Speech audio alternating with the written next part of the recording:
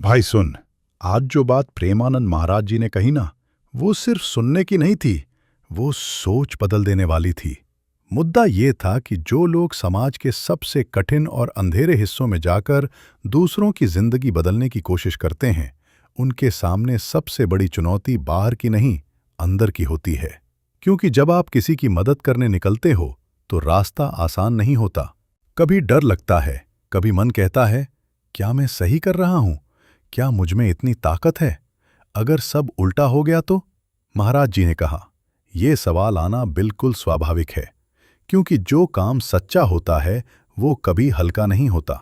उन्होंने समझाया कि जो लोग हालात की वजह से गलत जगहों पर फंस जाते हैं, खासकर महिलाएं और बच्चे, उनके लिए बाहर निकलना बहुत मुश्किल होता है। और जो लोग उनके लिए खड़े होते हैं, उनको कई तरह की चुनौतियों का सामना करना पड़ता है। कभी समाज सवाल करता है, कभी खुद का मन डगमगाता है, कभी लगता है सब कुछ बहुत बड़ा है, मैं छोटा पड़ रहा हूं। यहीं पर महाराज जी ने एक बहुत गहरी बात कही।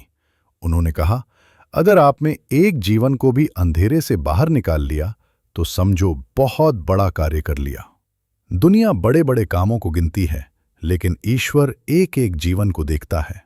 महाराज जी बोले, अपने लिए पूजा करना, अपने कल्याण की सोचना, ये अच्छी बात है, लेकिन किसी और के जीवन को बेहतर बनाने की सोचना, ये बहुत ऊंचा धर्म है। उन्होंने साफ कहा, परहित से बड़ा कोई धर्म नहीं होता। महाराज जी ने यह भी बताया कि हर कोई अपनी मर्जी से गलत हालात में नहीं फंसता। कई लोग मजबूरी में, परिस्थितियों के दबाव में या किसी और की गलती की वजह से फंस जाते हैं, और अगर ऐसे लोगों को सही समय पर सहयोग मिल जाए तो उनकी पूरी जिंदगी बदली जा सकती है। यहीं से आत्मविश्वास की बात आई। महाराज जी बोले, जब जब आत्मविश्वास कम हो, जब जब लगे कि रास्ता बहुत कठिन है, तब एक बात याद रखना, जो काम ईश्वर ने आपको सौंपा है, उसके लिए वह शक्ति भी देता है। उन्होंने कहा, आप अकेले नहीं हो। जो दूसरों के लिए खड़ा होता है, उसके पीछे भगवान खुद खड़े होते हैं। महाराज जी ने एक बहुत सरल उपाय बताया।